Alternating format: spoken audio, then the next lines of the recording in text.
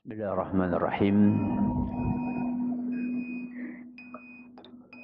السلام عليكم ورحمة الله وبركاته.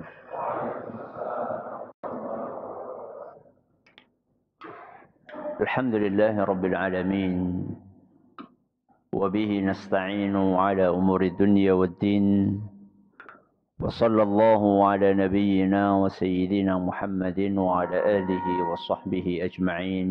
أما بعد. Kita panjatkan puja dan puji syukur kehadirat Allah Subhanahu wa taala.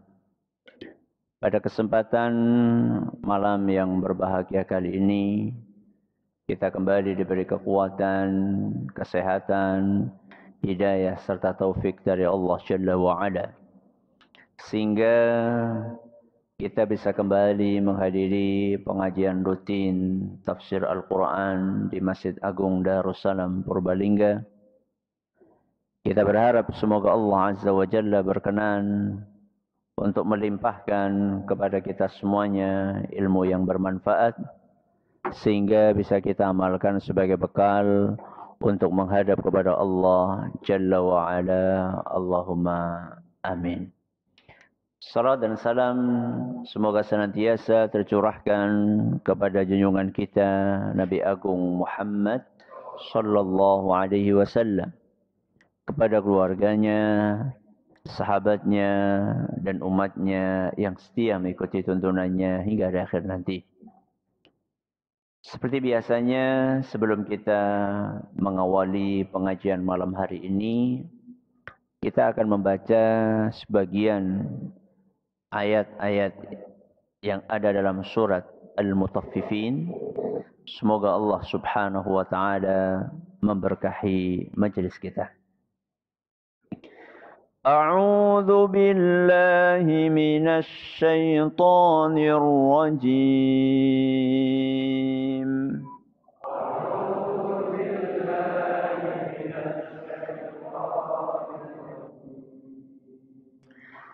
كلا إن كتاب الأبرار لفي عليين.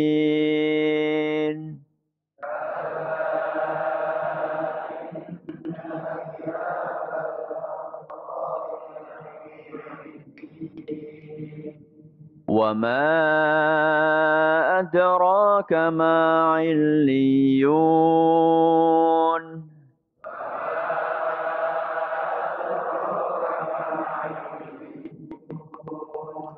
كتاب مرقوم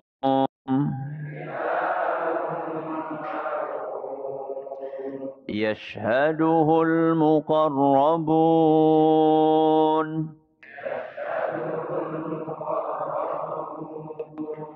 إن الأبرار لفي نعيم.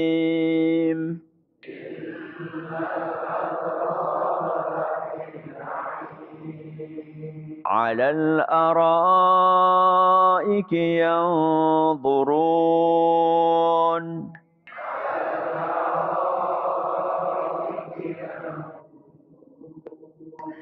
تعرف في وجوههم نضرة النعيم.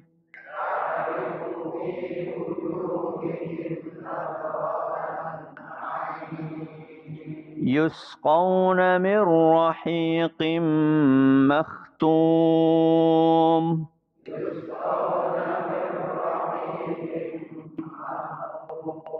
ختامه مسك. وفي ذلك فليتنافس المتنافسون.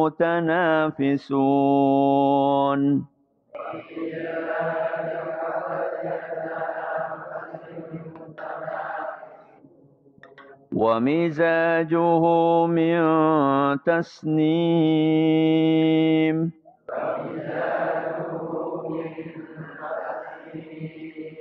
عينا يشرب بها المقربون.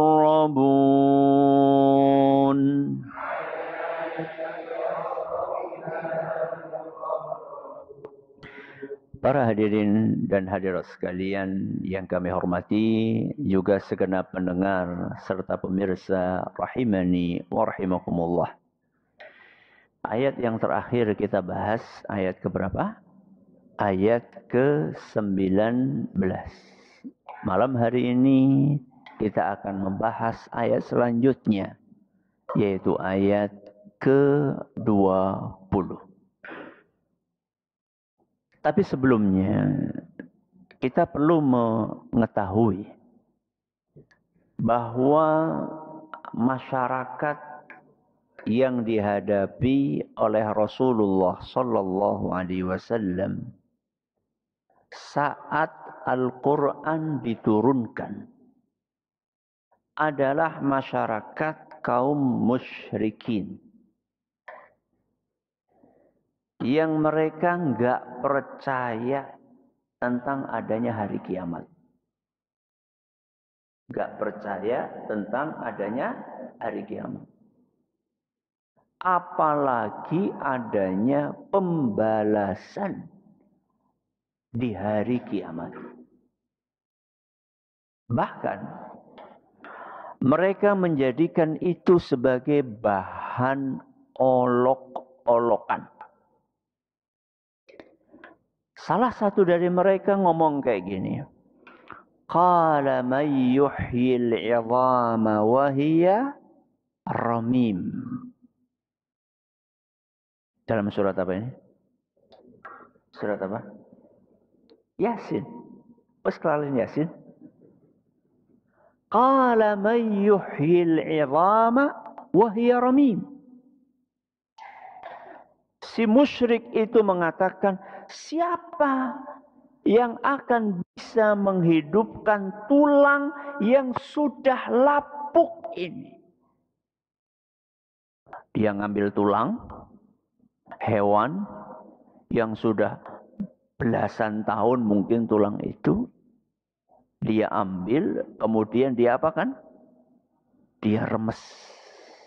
Lalu tulang itu pun remuk, berserpih-serpih. Qala may yuhyil 'idhama wa hiya ramim. Wong tulang yang baru belasan tahun saja sudah lapuk seperti itu. Apalagi tulangnya manusia yang meninggal 1000 tahun yang lalu. Mana mungkin tulang yang sudah seperti ini bisa dihidupkan kembali? Karena dia mikirnya pakai kemampuannya manusia. Kalau manusia yang tidak mungkin. Manusia biasa tidak mungkin. Boro-boro tulangnya sudah remuk kayak gitu. Lawang baru mati saja. Disuruh menghidupkan. Padahal tubuhnya masih utuh. Bisa? Tidak bisa. Manusia. Masalahnya yang bakal menghidupkan kita bukan manusia. Siapa? Allah Azza wa Jal. Yang dikatakan di dalam Al-Quran, ala kulli syai'in qadir. Apa artinya qadir? Maha kuasa atas segala sesuatu.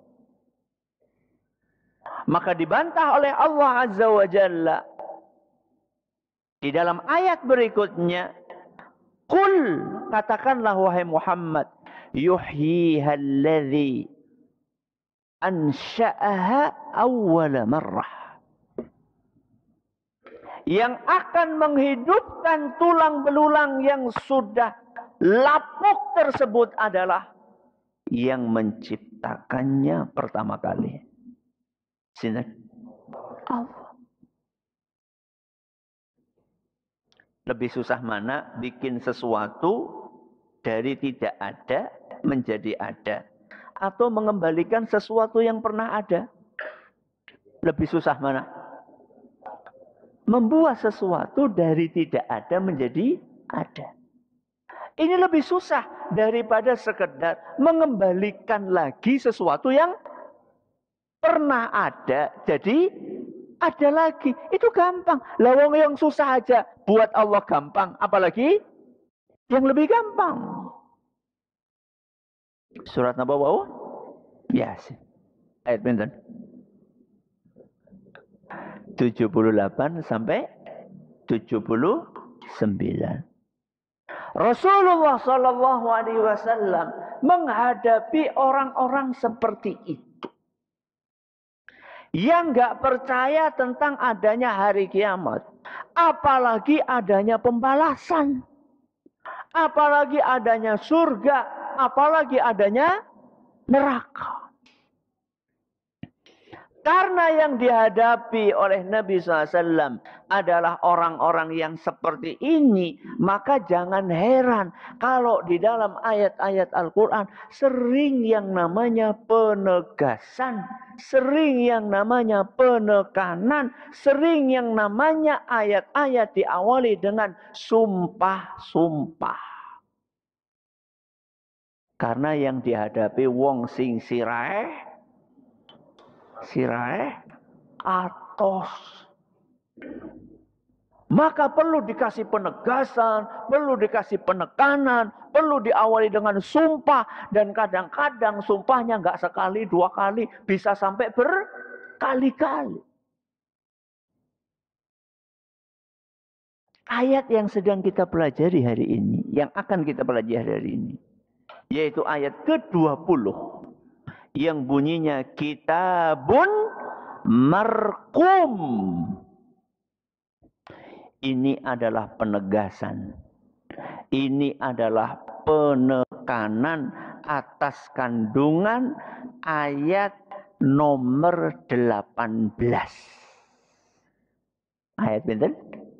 18. Jadi ayat 20. Ini adalah menegaskan isi dari ayat nomor berapa tadi? 18. Ayat nomor 18 bunyinya apa? Kalla inna kitabal abrari lafi illiyin. Sesungguhnya buku catatan orang-orang yang baik benar-benar telah tersimpan di dalam sebuah tempat namanya Illiyin. Kalau masih ingat saat kita mengkaji ayat 18, di dalam ayat ini Allah Azza wa Jalla sudah pakai penekanan dan penegasan. Inna, sesungguhnya, lafi, benar-benar. Sungguh benar-benar buku catatan orang-orang yang baik itu telah tersimpan dan tertulis di dalam sebuah tempat yang sangat tinggi. Namanya apa? Illiyin. Tapi berhubung yang dihadapi adalah orang-orang yang memang ngeyelan, maka perlu ditegaskan lagi. Kitabun marqum. Buku itu, buku catatan tersebut, marqum, benar-benar telah tertulis dengan jelas. Apa yang tertulis di situ? Yang tertulis di dalam buku tersebut adalah seluruh amalan-amalan yang bakal dikerjakan oleh orang-orang baik itu saat di dunia. Sebelum mereka lahir ke muka bumi, sudah ditulis apa yang akan mereka kerjakan ketika di dunia. Mereka akan sholat, mereka akan puasa, mereka akan baca Quran, mereka akan ngaji. Ya. Mereka akan birrul walidain. Mereka akan berbuat baik kepada tetangganya. Mereka akan sedekah, mereka akan haji, mereka akan umroh. Seluruh amal-amal kebaikan orang tersebut sudah tercatat rapi di dalam buku tersebut. Benar-benar telah tertulis dengan jelas.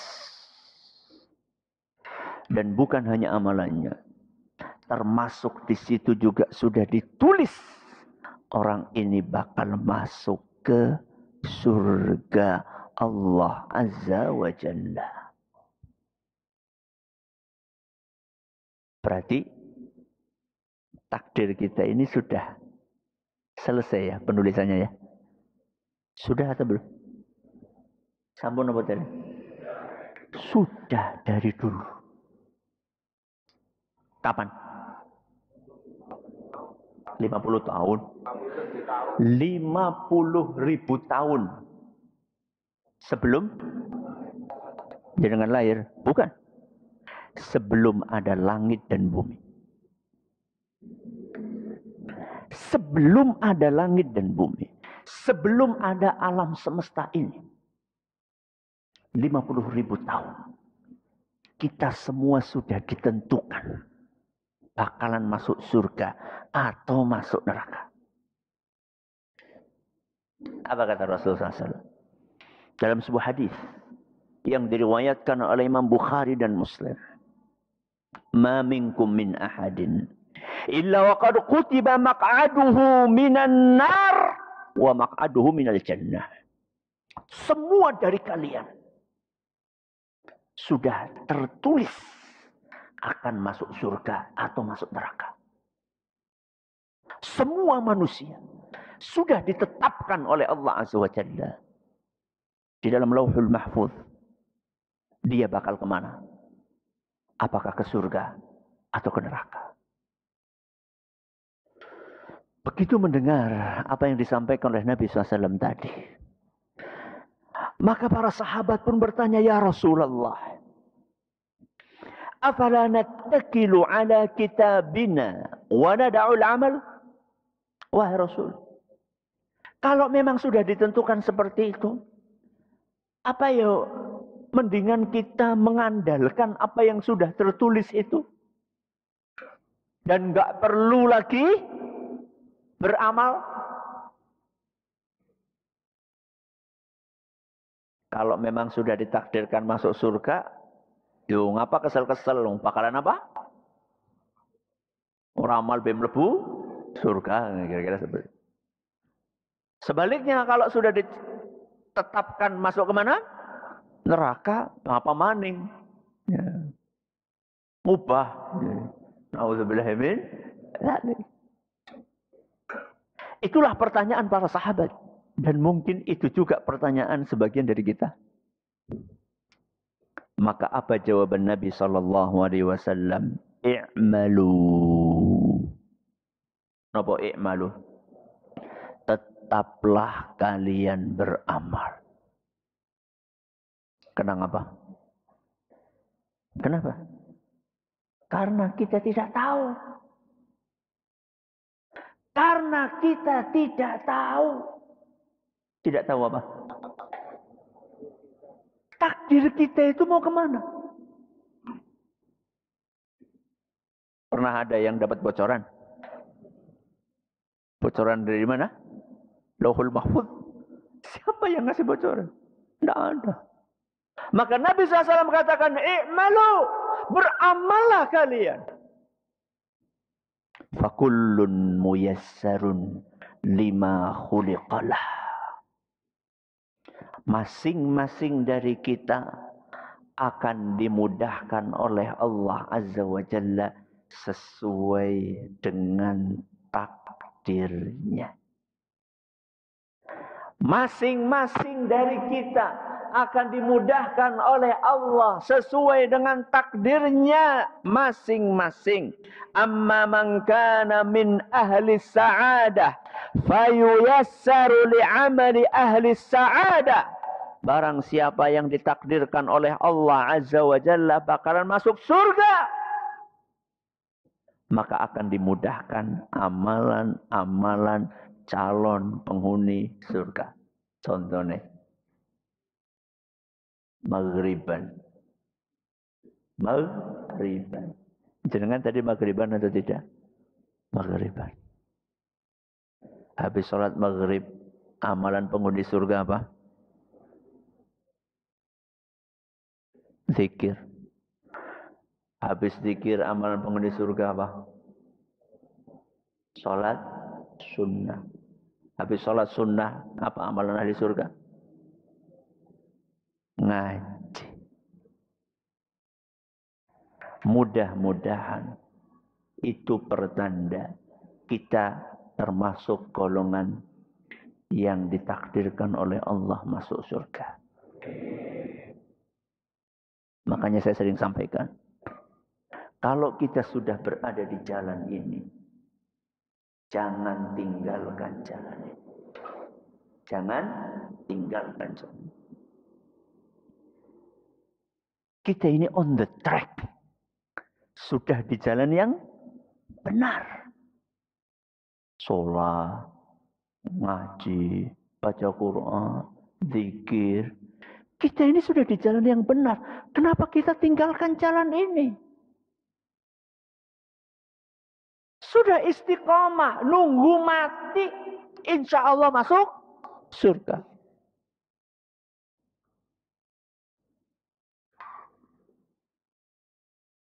Jangan kita seperti seorang wanita yang diceritakan oleh Allah Azza wa Jal. Membuat, memintal tenun, membuat kain tenun. Begitu susahnya dia membuat. Begitu sudah jadi bagus. Kemudian dia apa? Diloroti siji-siji. Dilepas satu-satu lagi. Jangan kita seperti itu. Jenengan berangkat ke masjid. Butuh perjuangan atau tidak? Butuh perjuangan. Jenengan sholat. Butuh perjuangan. Butuh perjuangan. Jenengan ngaji. Butuh perjuangan. Butuh perjuangan. Jangan sampai perjuangan ini kemudian kita hancurkan satu persatu. Istiqamah sampai kita menghadap kepada Allah Azza wa Jalla. Capeknya kita beramal itu tidak lama. Berapa tahun? 1000 tahun. Siapa 1000 tahun? Emang kita kaumnya Nabi Nuh. Ya, Nabi Nuh itu rata-rata umurnya berapa? 1900 tahun, 800 tahun. Nah, umatnya Nabi Muhammad SAW berapa? 60, 70. A'maru ummati ma baina sittina ila sab'in. Umur umatku antara 60 sampai 70 tahun. Dan sedikit di antara mereka yang melampaui umur tersebut. Berarti kalau jenengan ada yang di sini umurnya di atas 70 tahun, jenengan itu manusia langka.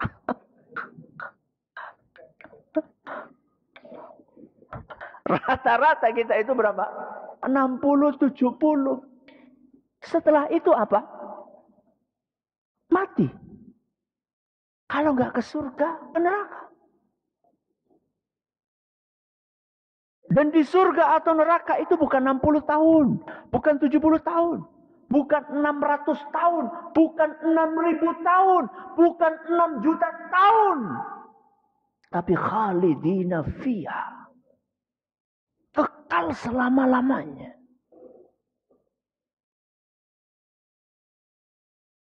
Jadi kitabum marqum itu artinya buku catatan mereka sudah tertulis dengan rapi, dengan apa? Jelas. Di Lauhul Mahfuz. Dan isi Lauhul Mahfuz itu tidak ada yang tahu. Tidak ada yang tahu. Makanya sebagian ulama menafsirkan kalimat marqum. Kan bunyi ayatnya apa? Kitabum marqum.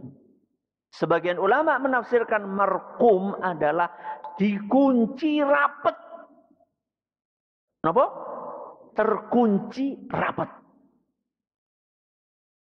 Tidak ada yang bisa buka manusia, bahkan malaikat.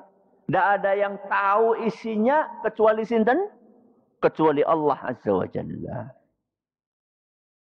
Makanya Allah Azza wa Jalla membantah orang-orang yang sok tahu, ya. Di dalam Al-Quran surat Al-Qalam ayat 47. Surat apa? Al-Qalam ayat 47. Apa kata Allah Azza wa Jalla? Am indahumul ghaib fahum yaktubun? Apakah mereka tahu hal-hal gaib yang tertulis di dalam Lauhul Mahfuz? Atau mereka yang nulis isi dari Lauhul Mahfuz tersebut? Ada manusia sok tahu. Tahu dari mana? Pernah saya ketemu sama sebagian orang ngomong kayak gini. Aku lo tahu ngintip nang Lauhul Mahfuz. Ngintip ke priwe? Astagfirullahaladzim. Kapan? Pas ngimpi. Ya. Tidak ada yang tahu. Bahkan manusia yang paling mulia di muka bumi, sinten? Nabi kita Muhammad SAW tidak tahu isi Lauhul Mahfuz. Karena Lauhul Mahfuz adalah termasuk hal gaib. Apa kata istri beliau Ummul Mukminin Aisyah radhiyallahu anha? Wa man haddatsaka annahu sallallahu alaihi wasallam ya'lamu ma fi ghadin faqad kadzab. Barang siapa yang ngomong bahwa Nabi Muhammad sallallahu alaihi wasallam tahu apa yang akan terjadi esok hari, maka orang itu telah bohong. Siapa yang bilang? Aisyah radhiyallahu anha. Barang siapa mengklaim bahwa Nabi Muhammad SAW tahu apa yang akan terjadi esok hari, maka dia telah berdusta. Summa qara'at. Kemudian Aisyah radhiyallahu anha membaca firman Allah Azza wa Jal, wa ma tadri nafsum madza taksibu ghada. Tidak ada manusia yang tahu apa yang bakal dia kerjakan di esok hari. Al-Quran surat Luqman ayat 34. Surat apa? Luqman ayat 34. Perkataan Aisyah ini ada dalam Sahih Bukhari. Enggak ada manusia yang tahu apa yang akan dikerjakan besok. Tahu Ustaz, ngasuk mlebu kantor. Kan rutinitasnya seperti itu. Yakin? Yakin jenengan besok masuk kantor? Yakin? Orang kantor, ya wis, mengsawah. Orang mengsawah, Ustaz, orang mengsawah. Dodolan cilok, ya wis, dodolan cilok. Jenengan tahu apa yang akan jenengan kerjakan besok? Enggak. Enggak tahu. Belum tentu apa yang kita kerjakan besok sama persis dengan apa yang kita kerjakan hari ini. Betul rutinitasnya. Jadi kan sudah tahu, oh rutinitasnya setiap hari masuk kantor jam berapa? Jam 7. Yang berangkat sawah jam berapa? Jam 6. Nah, yang jualan cilok jam berapa? Jam 8. Jam 9. Nunggu anak-anak istirahat sekolah. Itu kan rutinitas. Belum tentu besok kita akan melakukan itu. Karena belum tentu besok kita masih hidup. Toh juga kalaupun hidup, belum tentu besok akan selancar yang kita kerjakan hari ini. Gak ada yang tahu. Jangankan apa yang akan kita lakukan besok. Setelah ini, 5 menit ke depan, kita nggak tahu apa yang akan kita kerjakan. Loh, yang ngaji Ustaz, jadi siapa? 5 menit kemudian, tahu-tahu kebelet. Ya. Akhirnya harus kemana? Harus kamar mandi. Tahu-tahu ada yang nelpon, harus segera pulang. Tidak ada yang tahu. Kenapa? Karena apa yang akan terjadi esok termasuk hal gaib. Dan Lauhul Mahfuz isinya adalah hal gaib. Ya. Kalau manusia yang paling istimewa saja tidak tahu isi Lauhul Mahfuz, apalagi manusia yang biasa-biasa saja. Kayak siapa? Kayak nyong karo jenengan gitu loh. Kayak saya dan jenengan. Manusia yang paling istimewa di muka bumi saja nggak tahu isi Lauhul Mahfuz. Kok bisa-bisanya ada dukun ngaku tahu isi Lauhul Mahfuz? Sing lebih parah apa? Sing percaya dukun. Ku lebih parah. Ana wonge. Wong dukun ku dipercaya sih ya Allah. Pergi ke dukun. Ben apa? Ben sugih. Ben nek nyalek dadi.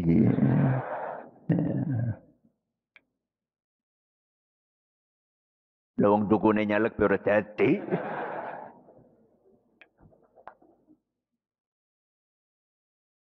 Dukunnya itu loh. Jenengan datang ke sana minta kekayaan. Golet pesugihan. Lah wong dukune bekere. Dukunya ini miskin. Kok bisa-bisanya kita minta pesugihan sama dia? Kalau dia itu pesugihannya manjur. Dari dulu dia sudah selesai. Nggak buka praktek. Karena dia sudah kaya raya.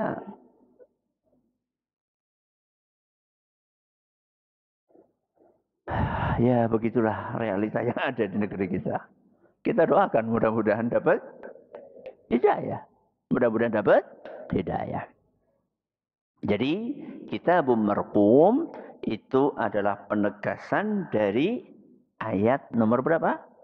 18. Bahwa semua amalan yang bakal dilakukan oleh orang-orang yang baik itu sudah tertulis rapi di dalam kitab catatan yang tersimpan di dalam Illiyin.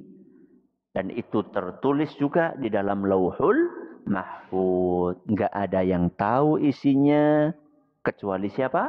Allah Subhanahu wa ta'ala. Mudah-mudahan apa yang kita pelajari bermanfaat bagi kita semuanya. Allahumma amin. Terima kasih atas perhatiannya. Mohon maaf atas segala kekurangannya. Kita akhiri dengan doa kafaratul majlis. Subhanakallahumma wa bihamdika. Asyhadu an la ilaha illa anta. Astaghfiruka wa atubu ilaik. Wassalamualaikum warahmatullahi wabarakatuh.